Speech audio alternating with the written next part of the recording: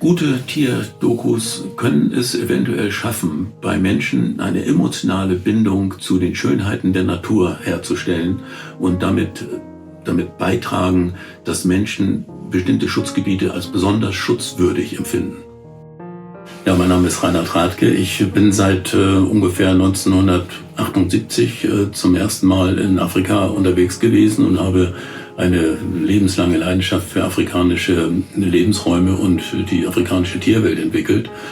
Und das hat sich zum Beruf ergeben, indem ich als Biologe dort unten eine Feldstudie an Warzenschweinen durchführen konnte und später Tierfilme produziert habe, mit denen ich dann sowohl fürs ZDF als auch für die ARD gearbeitet habe.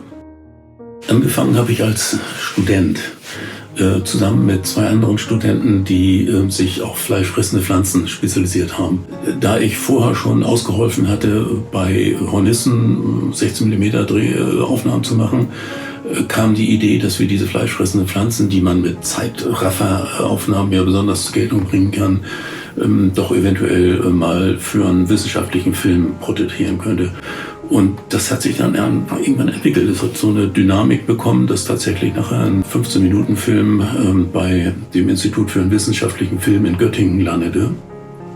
Und da war eine Zeit lang der am meisten ausgeliehene Film im Schul- und Hochschulbereich.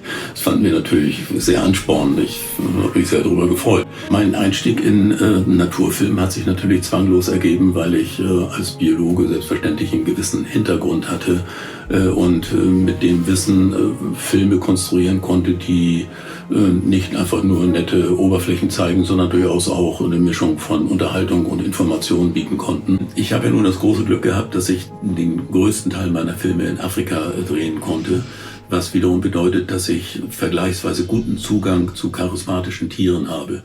Ich konnte es mir also erlauben, meine Filme so ein bisschen mit Spielfilmhandlungen geradezu aufzufüllen und anzureichern, wo man tatsächlich längere Passagen aufgebaut hat, wo man wirklich das Gefühl hat, das ist eine konstruierte Handlung.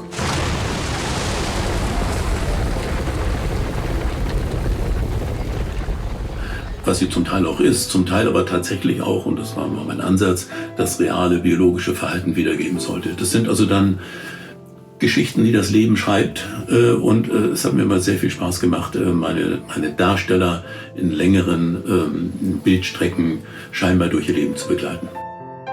Bei Filmen, wo es darauf ankommt, dass man spezielles Verhalten abbilden möchte oder auch scheue und seltene Tiere bekommen will, muss man schon manchmal bis zu 2 Jahre Zeit einrechnen, was allerdings nicht heißt, dass man tatsächlich 2 Jahre hinter der Kamera steht, sondern es sind die Naturzyklen von 2 Jahren, die man stichprobenartig mit jeweils Wochen- oder monatelangen Aufenthalten dann abdeckt.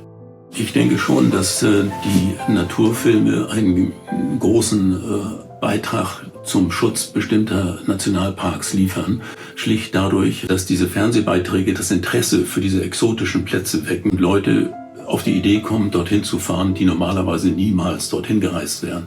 Aber wenn diese Filme ihnen den Eindruck vermitteln, dass man dort nicht nur ein paar exotische, nette, schöne Landschaften sehen kann, sondern auch Tiere, wie man sie in einem zoologischen Garten niemals beobachten könnte, dann ist das natürlich schon etwas, was sehr viele Leute anlockt. Denn letztendlich sind diese Nationalparks nur lebensfähig, wenn Touristen dorthin kommen und möglichst viel Geld dort lassen, denn das ist das Geld, was dringend benötigt wird, um den Naturschutz weiter zu finanzieren, aber auch Arbeitsplätze zu schaffen. Das sind alles Sachen, die durch gut gemachte Naturdokumentationen tatsächlich als Werbeträger dazu helfen können, dass man diese Gebiete finanziell nicht austrocknen lässt.